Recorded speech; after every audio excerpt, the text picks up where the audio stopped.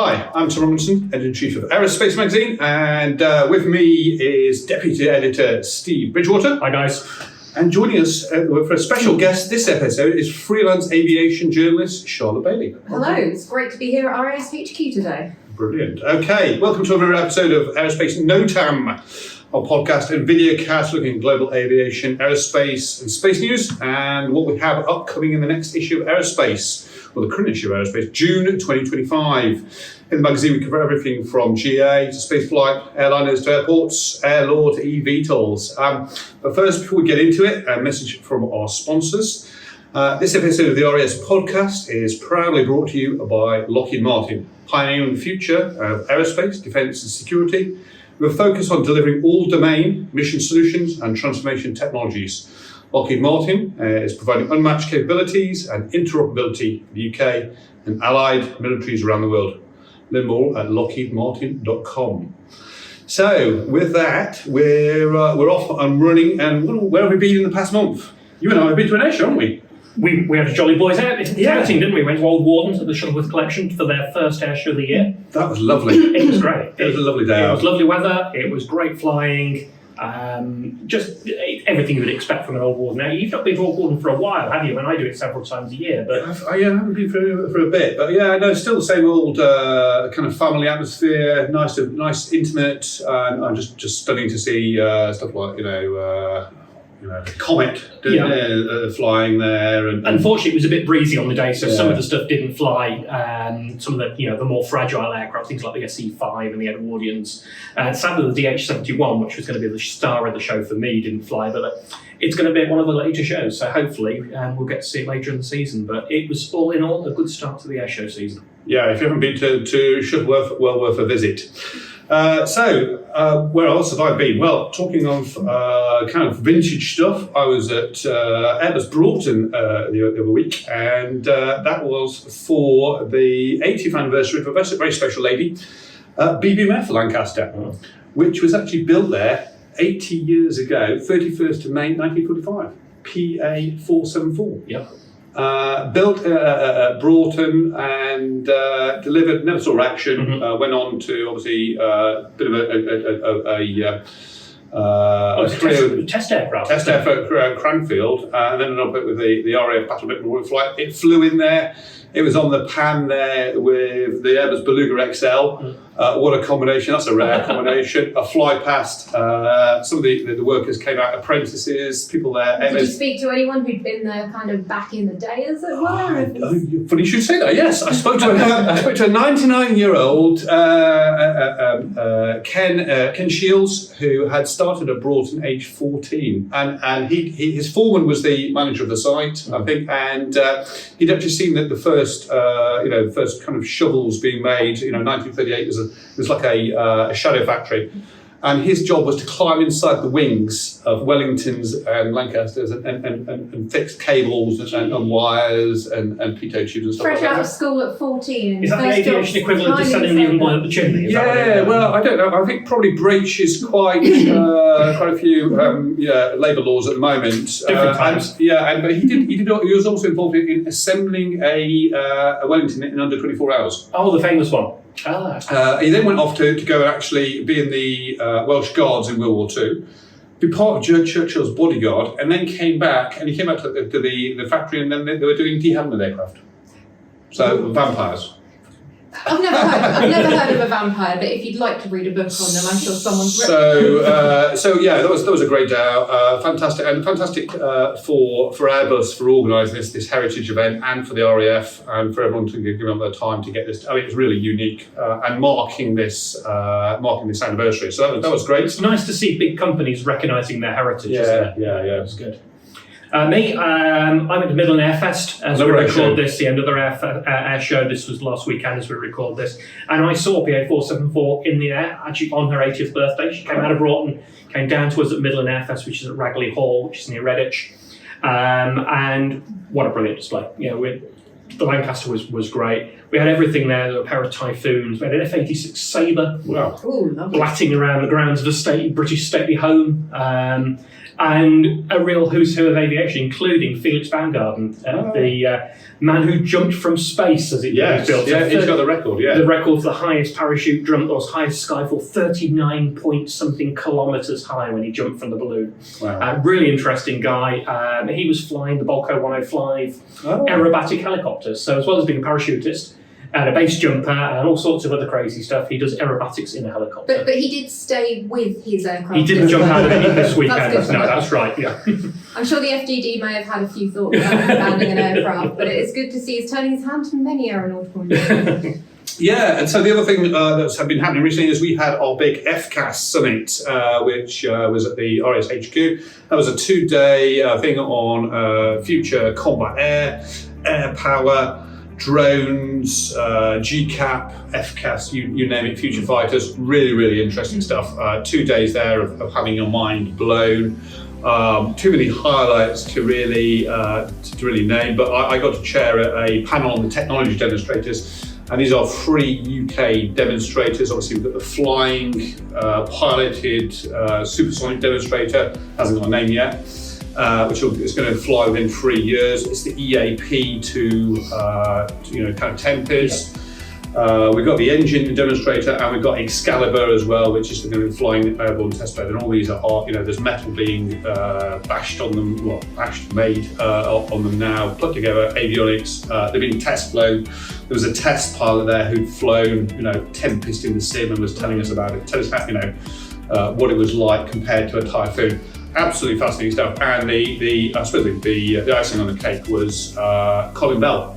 104-year-old RAF Mosquito, ex-RAF Mosquito pilot who came along, and he gave a talk on the end of the first day, like a fireside chat, and 104-year pinpoint sharp memory that just had everybody wrapped. Yeah. And everybody was talking about on the second day, because he was relating to the need for defence spending and the need for taking your defence seriously, and what happens. You can, he basically said, talking to a Polish pilot in World War II, he'd known you can lose it in an instant. Yeah. That's it. If you don't take defence seriously, you don't invest in it.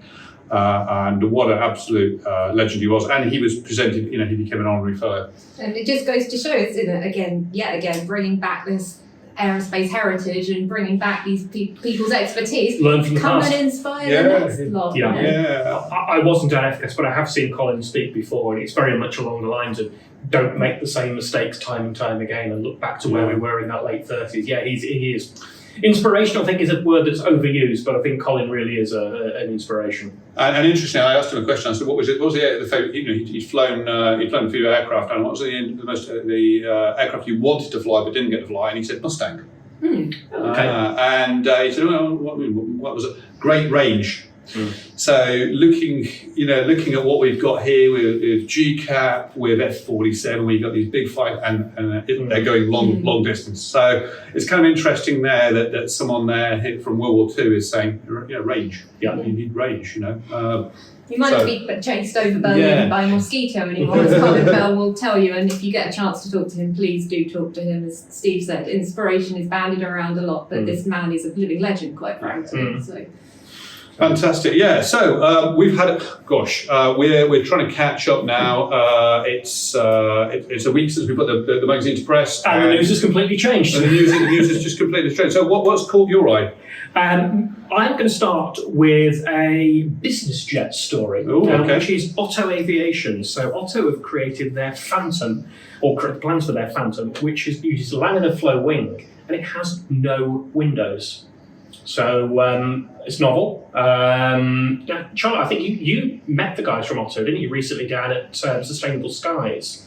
What did they tell you about the aeroplane? Because you've probably got better, although it's an incredible story, I think you've probably got more first-hand knowledge than me. So it's quite a new concept, and it is quite a novel concept, because I'm sure someone will correct me if I'm wrong, and I quite frequently am.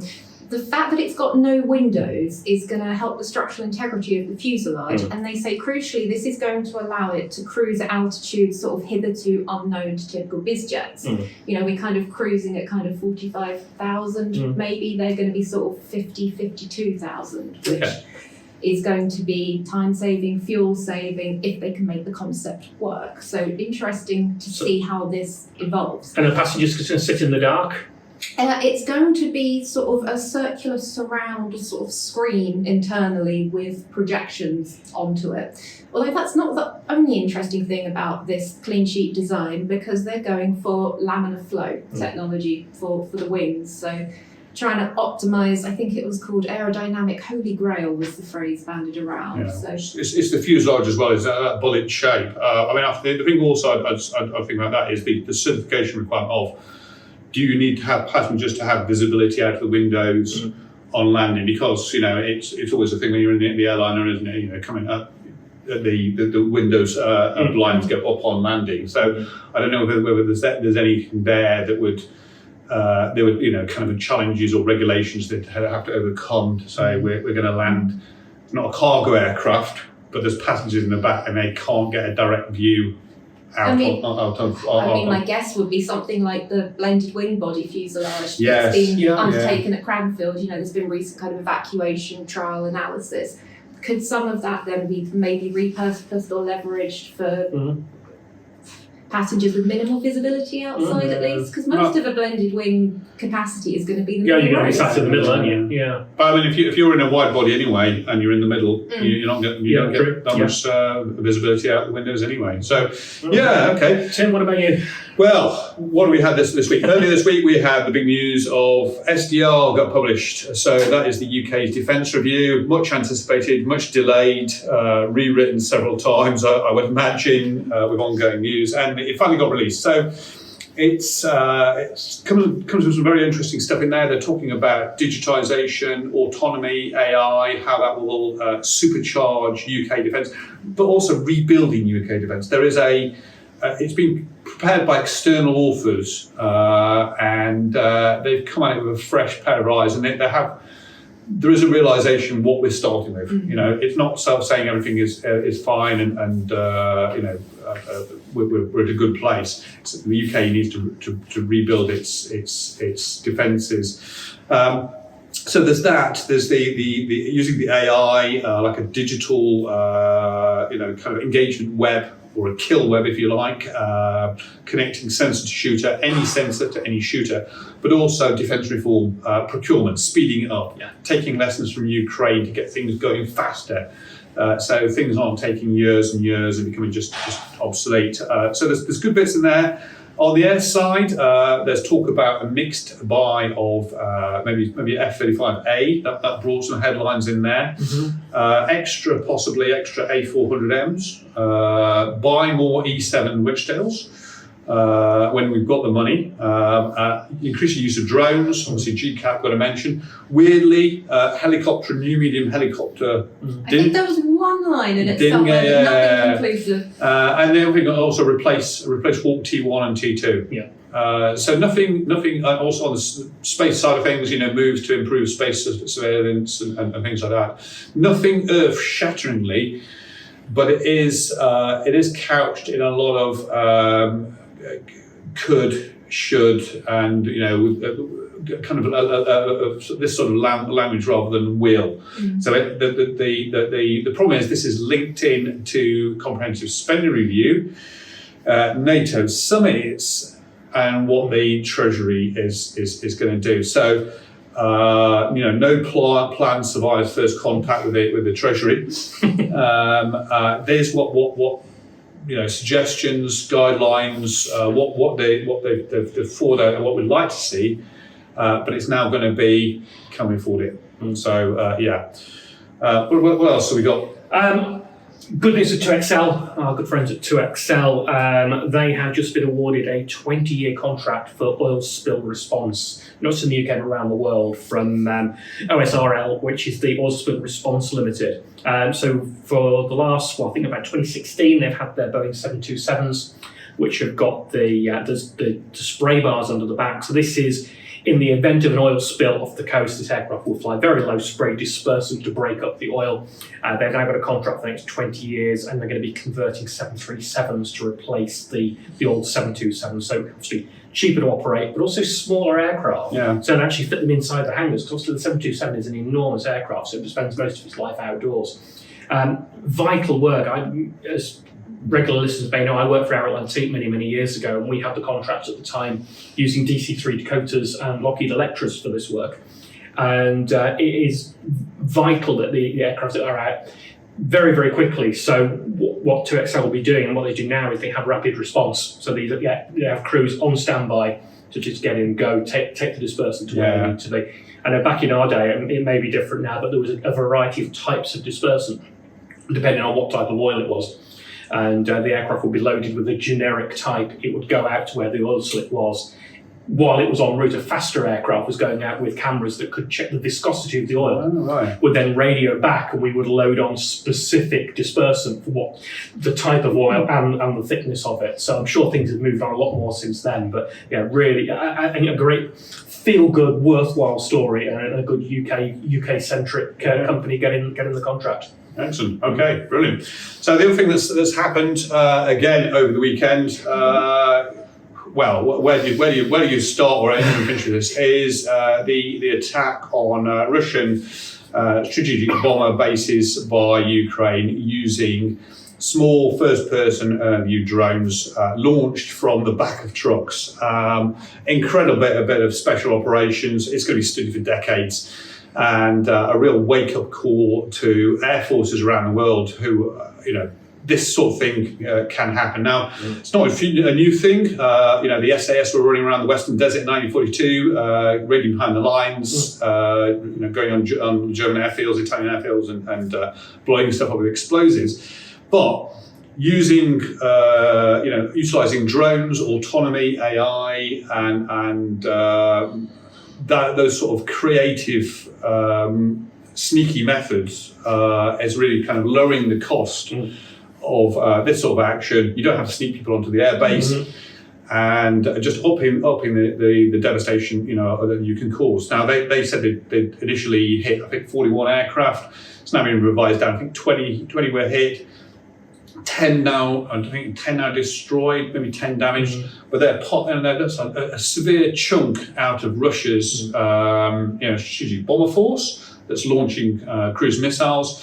Which aren't in production now, even if they did want to ramp up. Plus a couple of AEW aircraft that are, I think, maybe in storage or in repair, but again, the Russians already lost 2 AEW aircraft were shot down. So a huge big blow for Russia, and like I say, the implications of that for other air forces around the world. Western Air Force is going to keep it, Air Force chiefs awake at night as to, okay, how do we defend against this? Because really, it's the tip of the iceberg. You think now about how these were manually guided in, manually taking control, cleverly using the Russians' own telecoms networks, 5G, 4 or 5G telecoms networks to steer them in. So the human operators there to get them right onto the specific targets. But you could do that with software, image recognition, AI in the near future. And then the other thing is, people are talking about drone swarms. Yeah, let's put up a microwave jammer. Let's use them, kind of electronic barrage jamming. Well, the drones now in Ukraine front line are using fibre optic. Yeah. And they can go 12 kilometers more, 20. And it's getting longer and longer. What do you do now then? Yeah. Are we going to have to defend airfields with 40mm Bofors guns and quad AA and things like that? Drones with scissors to cut the cable with that. Really. Like I say, I mean, it's one for history books there, and we're just sort of digesting what the implications will be in terms of. I think I've heard it discussed on social media as the Pearl Harbor of the 21st century, which is a reasonable title. I mean, officially Operation Spiderweb, but I think the name really quite does does what it says on the tin, doesn't it? Sort of infiltrate and then use that own network. Well, except that the war's already been going on, whereas Pearl Harbor was a surprise attack against somebody wasn't expecting. A country that wasn't war, but to your point. Go on. What else have we got? I want to touch on the Middle East. Donald Trump, US President, went out on tour to the Middle East a few weeks ago and came back with a fistful of orders for aircraft. So Qatar Airways came back there, 30 777s, Wow. 130 Dreamliners, and a number of options on others as well. So that's from Qatar. And then Etihad, on top of that, ordered 28. It was a mix of 777s and 787s. And there was a lot of news around Trump going out to the Middle East. A lot of talk of the 747 that he was gifted. I think perhaps some of this news slipped through the cracks slightly in the melee that was him being given a big golden 747. But I think this is great news for Boeing. I think it's interesting to see the US targeting that part of the world for sales. Yeah, I mean, it's a record order in wide bodies. I mean, it's biggest in the company's history, isn't it? Fantastic. So, what else we got? Charlotte, anything else from you? Well, I think the interesting one that I've been looking at this week was global airlines. Okay. We've all heard the hype about global airlines. So they've got one aircraft, which is an ex-China Southern Airbus A380, which made its inaugural return trip to New York and back. Tickets were sold, arguably a limited take-up on some of the numbers of passengers. I believe Global have since alluded that they might be changing their strategy to perhaps a wet lease model, whether or not the existing business model as we assumed it to be is going to hold up. I'm not quite sure. I think there was some criticism, wasn't there, about the service that was on that initial flight in terms of meal service and in-flight entertainment and the general standard of the cabin. But, I wasn't on it myself, so obviously I wouldn't want to comment too much on that, but I believe there are about 90 passengers on board. Global put a statement out a couple of days ago that said that was the right number of passengers for them, but you have to admit, as a new airline, you're going to be trying and testing things out a couple of times. When the next batch of tickets, who knows, maybe we should go and see for ourselves. So I think, wish anybody well who's starting a new airline. It's a challenging business. It's a highly competitive. It is, really, really difficult. So hats off them for them to fly in the first flight. But I think in this environment where you have social media, you have influencers, you have the YouTubers, and there is this anticipation. It had a lot of hype. There had a lot of the marketing was good. People were looking forward to it. I think you've got to get that first flight right, and you can't afford to make a poor impression on the first flight. If you look what Riyadh Air are doing in Saudi, and so obviously they've got plenty of money behind them, but they are they're doing everything in a way where you can see that the first flight is going to be absolutely perfect. There will be no room for error because you only get one chance to make a first impression. Whether global airlines can recover from that, whether they can put that behind them, but hats off to them. But I think it's off to a bit of I think we can probably safe to say it's off to a bit of a shaky start to begin with. Although I should add that in the statement, Global have sort of urged everyone not to speculate about potential futures of the airline, whether they're going to go down the ACMI route or whether they're going to continue with the original intentions. So I guess we wait and watch. Really. Watch this space. Yeah. Okay. Yeah. So the other thing that's happened, again, on the military side of things, more military for me, this is the India versus Pakistan clash that happened. We had, obviously, there was airstrikes going on, and what was believed to be the biggest BVR air battle in history. Reportedly about over 100 aircraft involved, including Dassault Rafale and J-10s, J-17s on the Pakistan side. Now, there's conflicting claims going on here, and it's a real... it's a minefield, isn't it? Depending on who you're reading, there is, different claims and fake news going all over the shop. So you've got to take claims with just a pinch of salt. What we do know is there is wreckage of a Rafale. That was an Indian Rafale that was spread all over. The tail was clearly visible, had a serial number on it as well. Bits of the engine, I think, there as well. And there was the easiest thing for the Indian Air Force to do was to roll it out the next day and say, it's still here, guys. So I think we can pretty safely say that a Rafale was lost. Probably a MiG-29 as well, or an Su-30. There was a Russian ejection seat, and maybe a drone or two on there. So that was, I think we'd probably say that there was some losses. What was also interesting there were bits of Chinese missiles that were found, including the PL-15E, which is like the Chinese equivalent, the AMRAAM, slightly long range, and it's got a little EASA radar in it as well. So that is one interesting one for US intelligence, Indian intelligence to look at and work out, and it's really a combat debut for J-10 and the JF-17, which we used there. So I think that's going to, as I say, details are difficult to come by. There's claims and counterclaims, but I think that's what really interesting from a lot of air forces will be quietly studying this as to what are the implications. And I think one of the implications is if you get 120 aircraft in the air at the same time and everyone's chucking spears at each other, one or two are going to connect. People are going to get caught out. So again, watch this space until more details come out. So we've come to the end of the news. So we're going to go to a new segment of the our regular segment, but this time it's an interview with new RAS President, Dr. Alistair Wood. So join us after the break. I'm absolutely delighted for this episode of Aerospace NOTAM to be joined by brand new Royal Aeronautical Society President, Dr. Alistair Wood. Thank you. Alistair, welcome to Aerospace NOTAM podcast. Thank you. Your first? Yeah, your first time here and not the last. So you've been elected RAS President for 2025, 26. For non-members who are watching, listening to this, what does that entail? Yes, thank you for inviting me, first of all. The President is effectively the front face of the Society.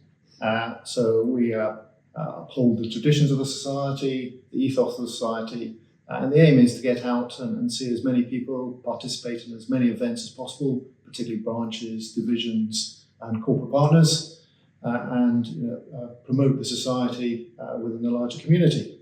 One of the most notable things of being President is to chair the council meetings, which effectively looks after our learned output. Okay. And it's something I'm very much looking forward to. Okay. And can you say about your day job? How does that fit in with your day job? With difficulty, I think is the answer there. Yes, it is difficult trying to merge the two together, and there is a temptation to want to do everything in this year.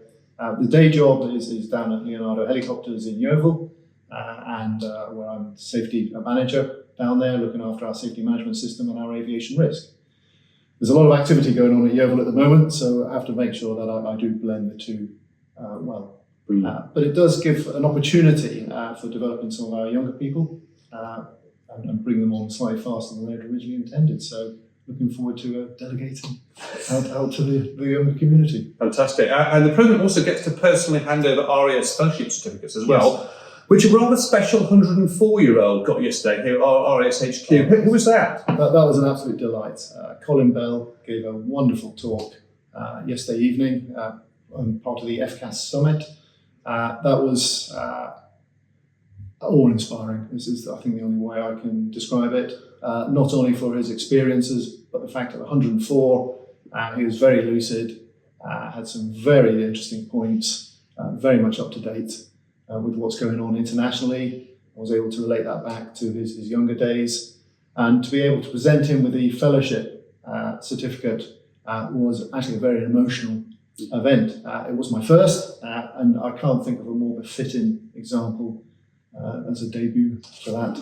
Definitely. So that was a very special event. Really enjoyed it. Yeah, so we're going to go to ask about your career path, but what sparked your interest in aviation, aerospace in the first place?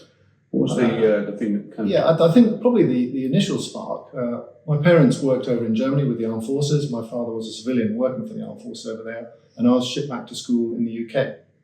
At the time, it was a delight because we had young flyers clubs, all the airlines provided those. And being a young flyer, you were invited into the cockpit, had a chat with the aircrew up in the cockpit, and were able to sit with them, watching their work flying across Europe.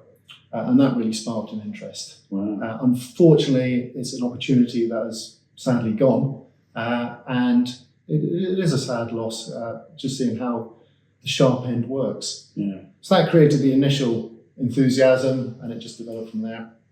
Okay. What about your career path from that on that to being kind of head of safety at Leonardo? Through school, my natural option were the sciences, and then engineering was a natural evolution. So aeronautical engineering was a natural home for me through the University of Bristol. Afterwards, I briefly went up to British Aerospace in the stress office, and then answered an advertisement in the Thursday Telegraph, of all things, to join the flight test department down in Yeovil. Okay. That was, I was successful. That was a very exciting time. At the time we were developing a brand new vehicle, or vehicles, we had more than one at the time, and we were introducing new avionics into that, recognising at the time that the avionic fit was about half the development programme for the vehicle. First time we would introduce a glass cockpit and all the avionics that went there, on top of doing the vehicle testing. Very exciting times and lots of learning, lots of new things to do. Every day was different, and that was fun. From there, went into core engineering, project engineering, and then into customer support as the aircraft went into service. So I spent a lot of time with the Royal Navy and the Royal Air Force. And safety became a natural home for me in the company. Okay, and jumping ahead slightly, because you mentioned sort of being a flight test and safety, I understand that you are one of the handful of people in the world to have bailed out of a helicopter in an emergency and survived to live to tell the tale. This is 30 years ago. It was, yes. Yeah. 30 years ago last month, in actual fact, so we've just had our 30th. I don't call it an anniversary, a commemoration of the event. But yes, on a test flight, we suffered a mechanical failure and the aircraft was unrecoverable and the four of us bailed out. Wow. We believe it's the only time a full crew has survived that sort of incident on a helicopter. Wow. Others have bailed out of helicopters in emergency situations, but unfortunately there's not all the crew have survived. Right. So we are a unique group. We did meet up recently. We are all still around, which is very, very enjoyable to and thankful that we are still all around. Wow. Okay. Incredible. What an incredible story. Yeah. So you've been active as the chair of the Yeovil branch committees, Learn Society Board, Education Skills. So you've done quite a bit of council, yes. Trustees. What does the experience bring to being president? It's a great opportunity because I've, as you rightly point out, I've been involved in a lot of committees and boards, and as a consequence, I actually understand how the society works, both its strengths and its weaknesses.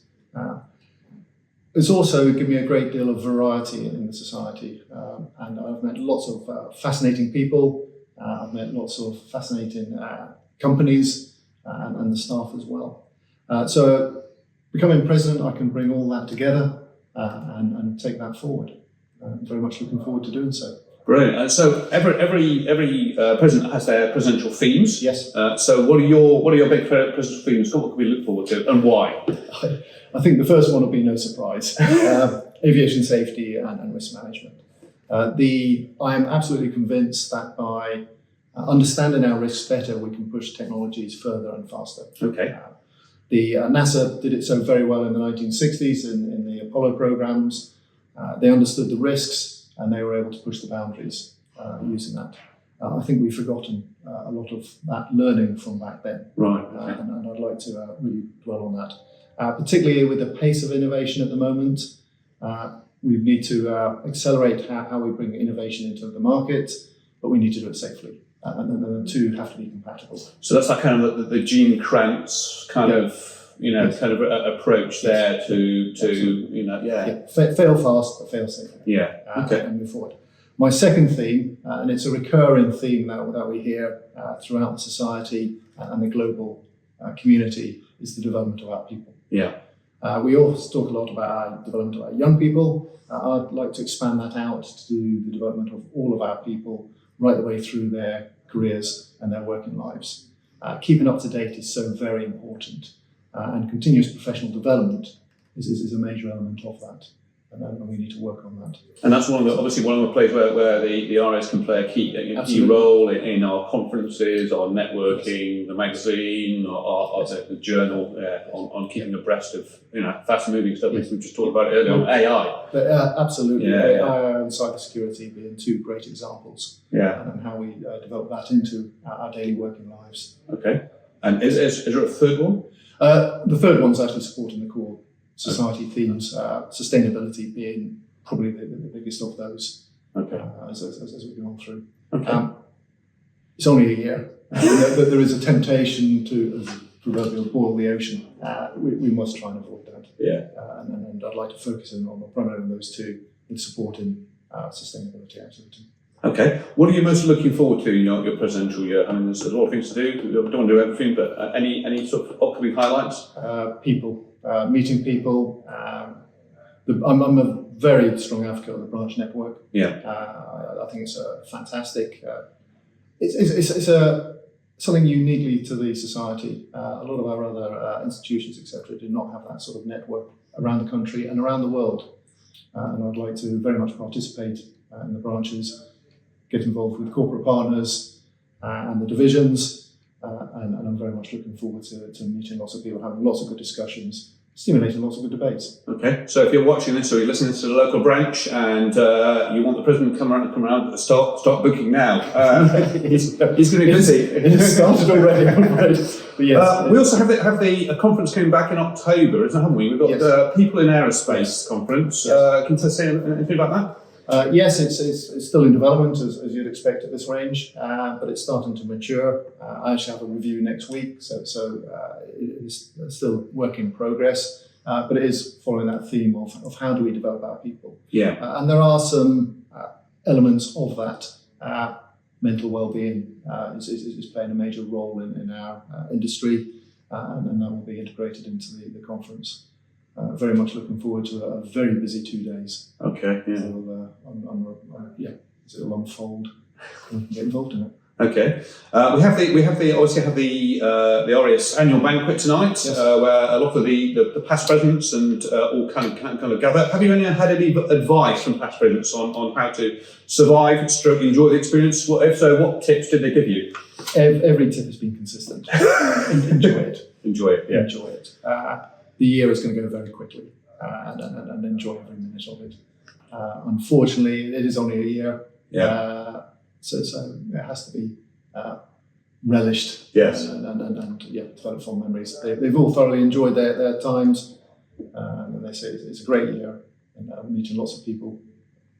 Excellent. I think you're also the first president which I think, to my knowledge, has also referenced the Glastonbury Music Festival in your first message, and also the Guild of Aviation Artists exhibition. Yes. And that's perhaps a reminder that in our mission statement it says, further the advancement of aeronautical art as well as the science and engineering. So, what part do you think art plays in our sector? Inspirational? I think art is huge. One of our young members down in Yeovil provided with us a fantastic lecture on art in the space age. Oh, wow. And it highlighted how art, both from Russia and the American point of view, influenced public opinions.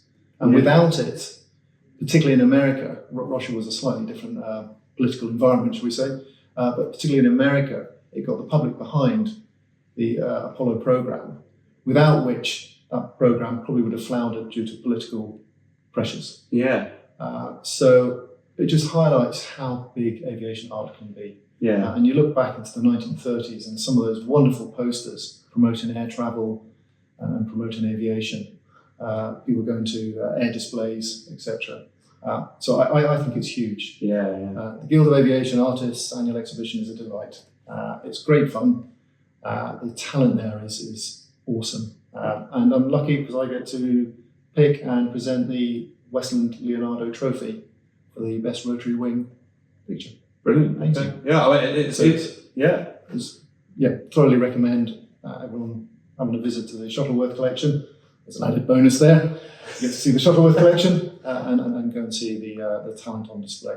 Yeah, I mean, just on your point, we're here at the FCAS summit this week, this past couple of days, and just on your point of art driving public opinion or driving interest, it's amazing how future fighters at the moment are grabbing people's attention, or glimpses of future fighters, or renderings, and that's helping drive interest and sort of support. Okay, I think we're about come up to sort of at the end of time here, but for any young people watching, listening to this podcast and thinking, how do I get to be president of the Royal Air Force? How do I get to be head of safety? How do I not bail out of a helicopter? What advice would you give? From the society perspective, is get involved. I've found it thoroughly rewarding. It's one of these organisations that the more you put in, the more you get out. We have branches, we have specialist groups, we have lots of committees. Find one that suits your particular learning and get involved. And then you will get an awful lot out of it. You meet lots of people, fantastic network. You'll develop friends that will endure right the way through your working life. That is my advice. Just participate. And we have the next generation board as well. Yes. We've got kind of events going on all around there. We've got the Aero Society Lates as well. So we've got film nights, we've got quiz nights, gaming nights. So yeah, brilliant. And it's worth saying is it's not just engineers, it's not just aircrew, it's the entire sector. Yeah. So we have to ensure that we embrace everyone within the sector, and we have specialist groups, aeromedicine, air law. They're all out there. Get involved. Enjoy it. Excellent. Well, thanks so much for your time today, Alistair. We're really looking forward to your presidential year and having you as our president. So thank you very much. All the best. Thank you.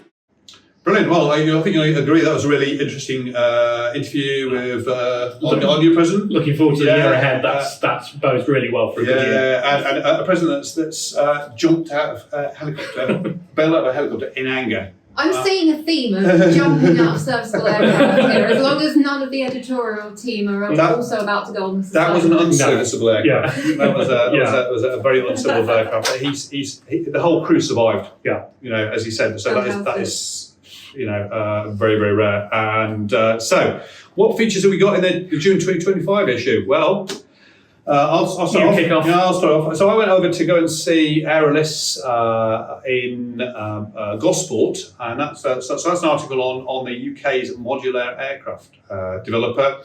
There was an interesting team that has been put together there. There's an interesting Anglo-French connection. So they're pushing it for kind of success in Europe. A lot of digital design's gone into it, but it's a very, very simple aircraft, and it's one of those things now. They're waiting really for someone to commit, a government to commit and say yes to unlock, because it's a private development, unlock the next sort of tranche of investment funding. And the interesting thing is, SDR, what it said, we need a replacement for Hawk and Hawk T2. That's not to say though that AEROSPACE will be chosen. There's other aircraft there that are probably being looked at right now. M346, T50, T7, but it's there in running. Herjet even. Yeah. It's an interesting, innovative idea, and they're pushing it now as a British jet as a successor to the Hawk. Mm-hmm. Shall I go next? Go on then. I think there's a really interesting article in this issue, which is from one of our young members, Ben Rose. Ben's written an article called Fueling Passion. We do a lot of work, a lot of talk about how we encourage that next generation into the aerospace industry, into engineering in general. But Ben's actually, how do we keep them there? A lot of ethics on actually recruiting the first one. And there are lots of similar careers, some of which perhaps pay more money, some of which have perhaps got better lifestyle choices. So what do we do to ensure that young people stay invested in our sector? And a lot of interesting points in there. And I think particularly jumped out for me is about getting involved with a project you can see through to the end. Yeah. We're used to aerospace projects now, whether it's GCAP, whether it's the development of an airliner, taking, not generations, exaggeration, but a long time. But actually having a project you can get involved in at day one as a young engineer, and you actually get the tangible result and go, I did that. And that's actually, that actually came out of the FCAS summit as well on the technology demonstrators panel. You come in there as a young person, you've got the ability to see a project from beginning to end and affect it as a young person. And well, we'll get to that anyway with Aura and also Boom as well. But there's similar things there of a playground or a sandbox where people could experiment, explore, try new ideas as a young person. And that gives you the I mean, are we getting the numbers through that we need at the moment, or is the industry expectation that we will need to ramp this up? We always need more engineers. It's a perennial problem, but it's a case of retaining the ones that come in at university age, and also trying to bring people in for later in their careers as well, and giving options for that. But yeah, you're right. It's a theme through a lot of this magazine, isn't it? And that sense of that, I guess, that warm, fuzzy feeling of pride. To go, I did that. I had a small hand in making that project work. I think is a great benefit to offer people to ensure they stay with us and don't jump ship to go to IT or banking or Formula One or wherever they can use their skills and perhaps get paid more. Money's not everything. Yeah, and that ties in with where the people you visited, because they're working on light aircraft, aerobatic aircraft, but then that's jumped to like a commuter aircraft. So I've been out in Toulouse in France with French startup AERO. Started in sometime in 2018, and as of December just gone, they've certified their first CS-23 light aircraft. Yeah.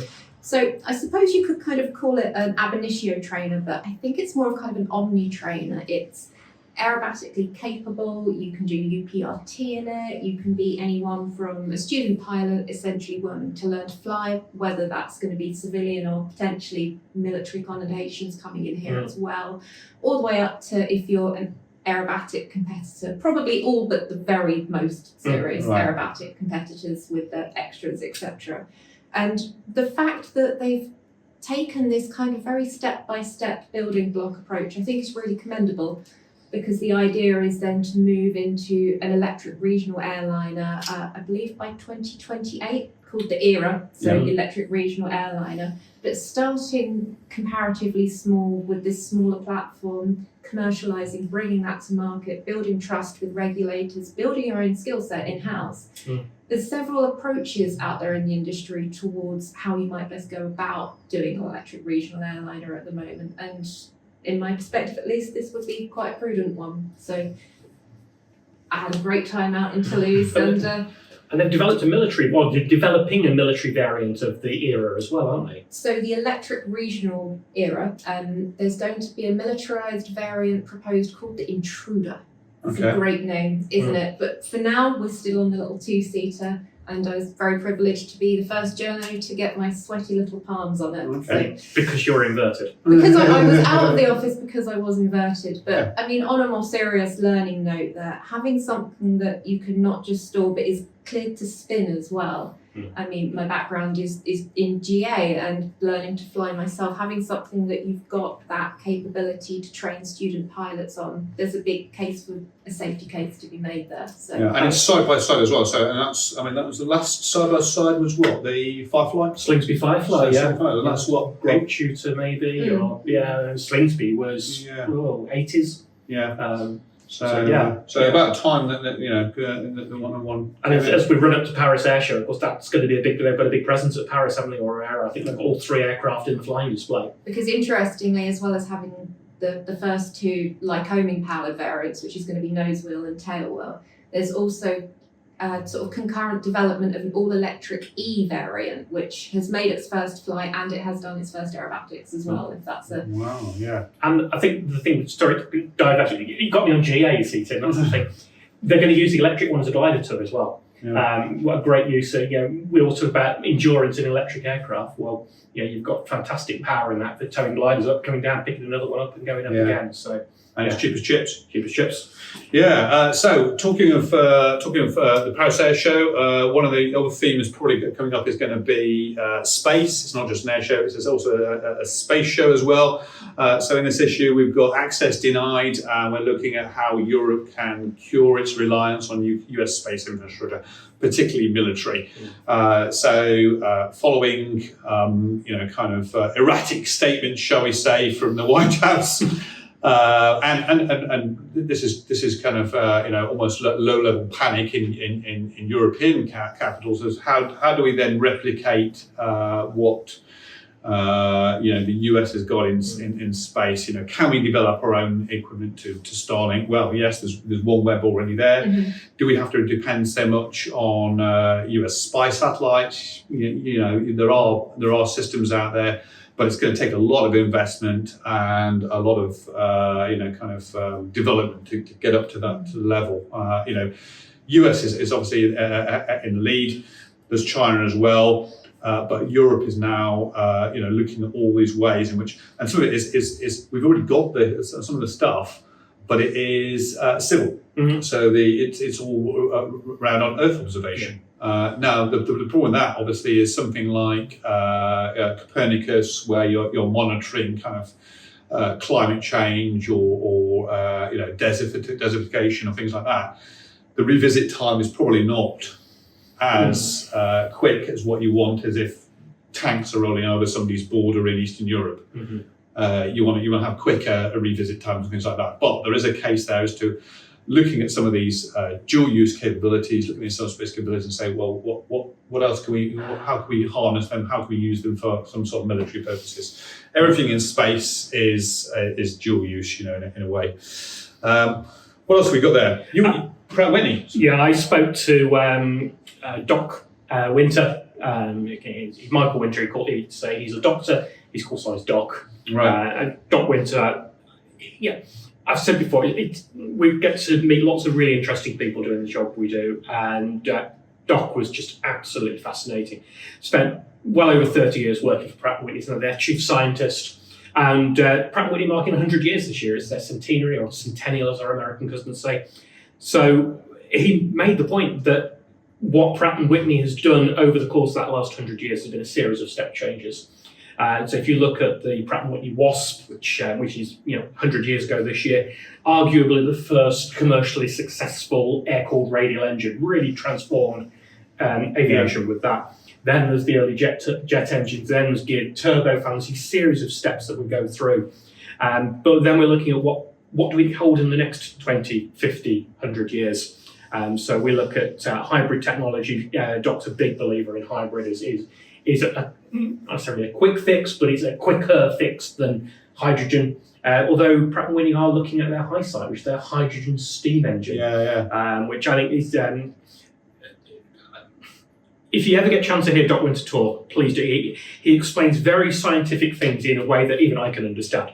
We all know the byproduct of hydrogen is water. We also know water coming out of the back of aeroplanes creates contrails, which is not good.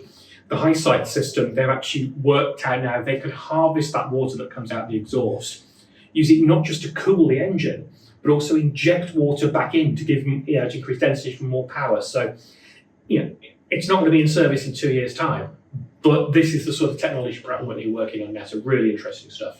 And what was the other interesting thing there is that they were dusting off projects where they looked at, was it Project Suntan for like a hydrogen powered beast of an engine for Mach 3 plus off the back of Gary Power's shoot down in the U2. So Pratt & Whitney, you're not new to this hydrogen game, and you're right. Yeah, he made the point that this didn't work back in the 60s. But technology's moved on now, and you're right. He used that exact phrase. We've dusted off the plans, and we're looking at it again. So it'd be interesting to see what Pratt & Whitney have to say at Paris. I think there's going to be some interesting announcements coming up over the next few weeks. You can argue that safety standards have also come along a long way since Project Suntan. So that's a tip for any aerospace engineers. Always hang on to your heritage. Always hang on to your heritage library, your heritage archives. You never know when you might need them to go and dive in them again. Well, I know Tony Pilner, our archivist at the National Aerospace Library, says that quite often they have students that come in to look at projects that were conducted in the 50s and 60s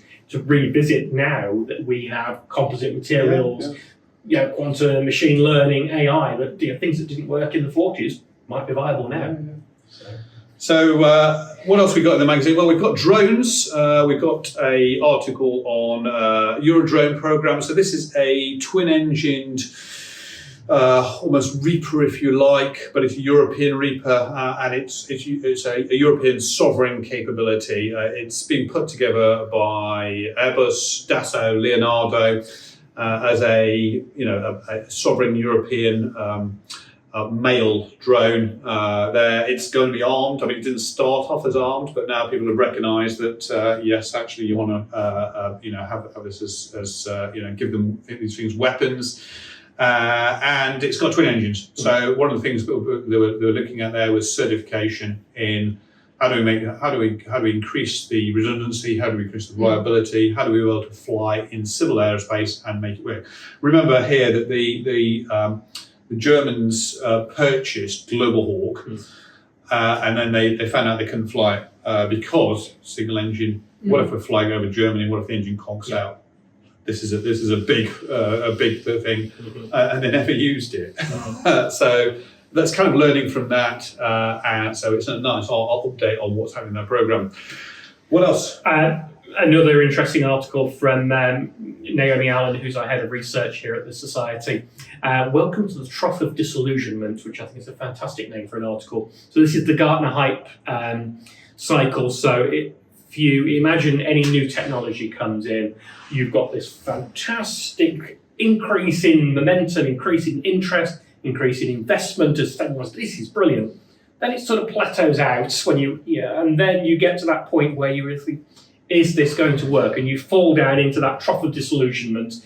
And Naomi's asking, is sustainable aviation now getting to that trough of disillusion? Are we going to make the 2050 targets? There's a great quote in there from one of the people she talked about. Was it the triumph of optimism is kind of an overrun engineering. I'm paraphrasing here slightly. It's in the magazine, but it's basically come up against hard realities. And people have got kind of overexcited and rightly so as to what can we do? Let's think about the impossible. And not quite there yet. No, and one of the people that she interviews just said, "Well, why are we pinning our hopes on 2050?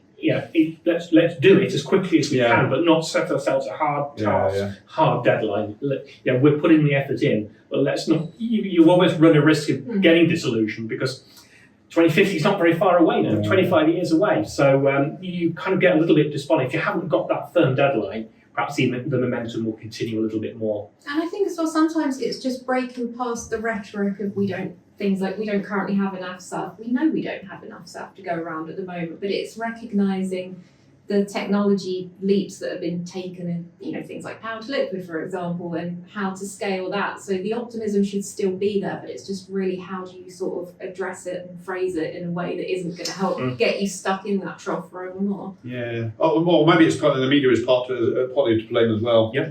In terms of hype, in encouraging this hype, and people really go, okay, this is great as a breakthrough, and actually it's these tiny steps that you make where you make progress, but they're not as sexy as a big oh yes, we've just invented. We've just done Flight 100. Yeah. Flight 100 is fantastic, but the day-to-day nitty-gritty that's going on behind the scenes maybe isn't as sexy. Well, talking about big leaps and sexy technology, you got an interview with... Yeah, so I talked to Boom Supersonic CEO and founder Blake Schall in this issue.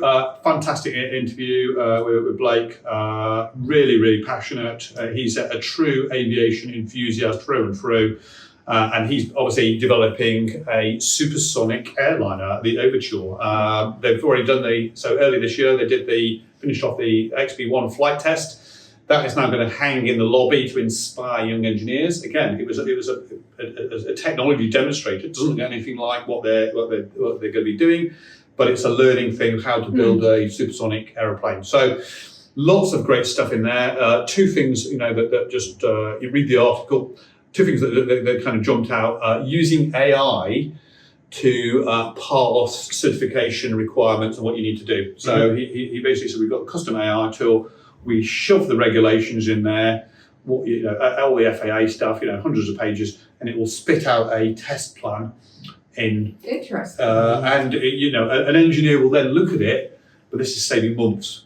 It spits out a test plan. What do you need to do for a lightning strike? And then an engineer can go and saving kind of months of stuff. I think that's maybe where maybe we're missing maybe some things maybe in the advanced air mobility or other people where they're promising stuff where it's like, how can they possibly do this so fast? And it's like, well, hang on, if you've got something that an AI tool that's looking for these keywords and then going, you need to do this, you need to do that, you need to do that. And it's just summarizing data that's out there. And the other thing also he said was optimizing it as an engine. So they'd gone to Rolls-Royce. Rolls-Royce just said, here's something based on a Trent core. They've gone to their own engine. Everyone went, well, that seems a bit... It's a bold move. It's a bold move. We'll see how that works out. But they're going down that route and they're able to optimize it and optimize exactly what they need. And that's giving them, every time they're doing it, they're getting more performance, more efficiency out of it. And they're getting the booms cruise, which they didn't have, didn't bank on. It was almost purely by accident. No noise reaching the ground. So now, having said that, they're going to the, going back to the, there is movement afoot in the US now to, rescind revoke the ban on supersonic flight, because you can now go to them and say, look, if we've got the weather data piped live into the cockpit, we can fly high enough and fast enough that the sonic boom will not reach the ground. It will be reflected. It won't actually. It's a U that bounces off, and you can do it now with live weather data, which you couldn't do with Concorde. So really exciting stuff. Read that interview. I have to say, with Boom as well, it's been less than a year since you and I were sitting in the press conference at Farnborough, and I think XB1 had made one demo flight at that point, and the speed, well, literal as well in that sense, that they've managed to get through that process and then move into this next phase of operational scaling up. The time scales are practically unheard of. Practically supersonic. Oh, I see what you did there. So anyway, those are the features. We've also got Afterburner with the usual stuff. We've got Afterburner. We've got a really interesting feature from Angelica, who's in our Solent branch, talking about how they've managed to boost engagement through using technologies. They've got their oown podcast, they've got their video cast, they've got their TikTok and things like that, and it's how it's bringing new members into the Solent branch. That's a really interesting piece. We've got a piece on our new Airbus Business Centre, which is where we are right now. Yes. We've got a young person's online briefing, which was on the future of advanced air mobility. Various news from around the branches, including things from our International Women's Day events. So we have one in London and one in Paris. And also a big feature on Berlin-Brandenburg. So John de Cler, our head of external affairs, went out to Berlin and with the Berlin branch, lots of high-level meetings there. So touched upon in the article, and there's also a longer version of that on the blog. There's a QR code in the magazine that you can reach with that. Balloon heritage. We've got the real mix in here from the old to the new, and of course our diary, the elections, new member spotlight, and in this one we've also got our annual report and our report from our new council elections. Fantastic, yeah. So that's all what's happening around the society. So do send us your branch news and events. Send it our way. Send it definitely to Stephen Bridgewater on stephenbridgewater.com, and he will try and squeeze in as much as we can. In. So upcoming events, shout-outs. What have we got coming up? Wow, it's packed, isn't it? It's the summer season. So as this is being, what are we on at the moment? We're on the 5th of June. Yeah. So we've got coming up. We've got the RES Battle of Britain anniversary seminar next week. That is looking to. If it's judging by the amount of likes and interest it's getting online, that's probably going to be a sellout one. We've got Paul Beaver, we've got Victoria Taylor, we've got Jane Guilford-Lewis, Adrian Constable, all talking about the Battle of Britain '85 and things like Luftwaffe, the FAA in the battle. Civil air transport in the Battle of Britain. It's not the stories that you're used to hearing about from the Battle of Britain, just regurgitated. It's a whole different angle. And Bomber Command. Yeah. Bomber Command in the Battle of Britain as well. So I'm not, unfortunately, not able to make that, but that is should be a great event. We've also got Innovations in Aerospace and Automotive Summit at RES HQ on the 12th. We've got the Pride Month celebrations going on 13th of June. Sustainability Conference on the 24th and 25th of June. Yeah, and we've also got the Earth Sustainability. So that's the space aspect. That's part 2 of the conference. You may have recall we had Earth and Space Sustainability earlier this year. And then we've got the RES Summer Reception on the 22nd of July. So, and as part of our sustainability, we've got various online events as well, haven't we? So you're doing is it a quiz? I'm doing a quiz. I'm hosting a Q&A on SAF with some people that are involved in the SAF industry. So keep an eye open for that. And that'll be a live feed, so you can get your questions in. We'll field your questions and everything you want to know about SAF, feel free to ask. Indeed. And then obviously the big one for us, a couple of weeks to go, Paris Air Show, June. So I will be there. Charlotte will be there. I will be joining us for my second Paris with the aerospace team here. Steve will be in mission control, back in base, but we will be going out there. We'll be there from Sunday to Friday, Sunday to Thursday, basically at the show. So send us all your news, embargoed stuff, hot news tips.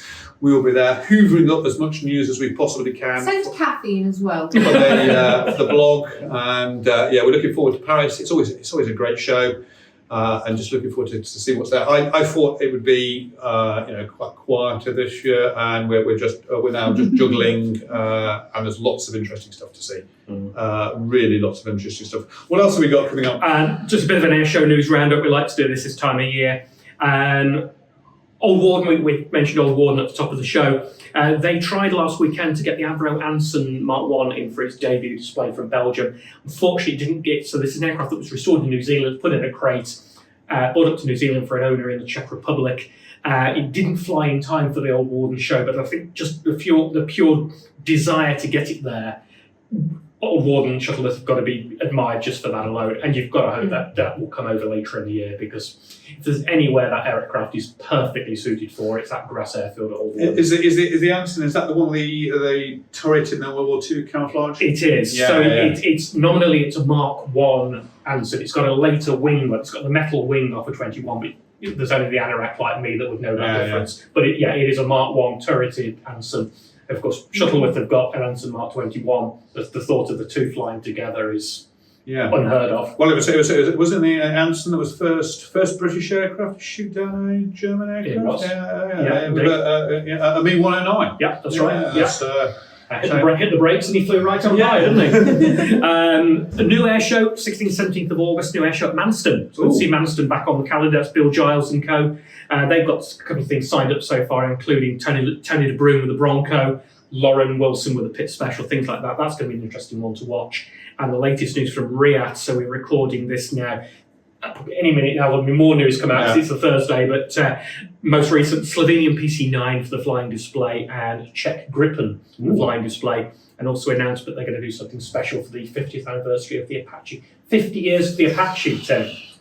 That's how you make them feel people old. Isn't it? Well, last year was the F-16 big anniversary, and this year it's the 10th year patch. Life begins at 50, doesn't it? Don't we? Yeah. Yes. Yeah. So, what have we been watching, reading, playing? Shall I start with that? Yeah, you start on. Go on. Okay. So this is something on Netflix. You've got Netflix.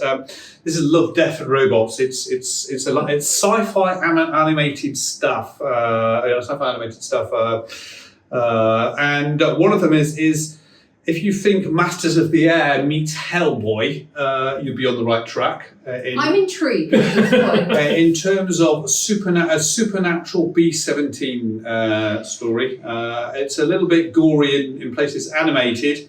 If you've got a nervous disposition or you've got a strong stomach, I probably wouldn't watch it. Okay. It's about 10-15 minutes on, but really, it's very inventive and basically being stuck on a World War II bomber with something trying to get in and get to your crew. Yeah, I'll leave it at that. Okay. How Zeke got religion.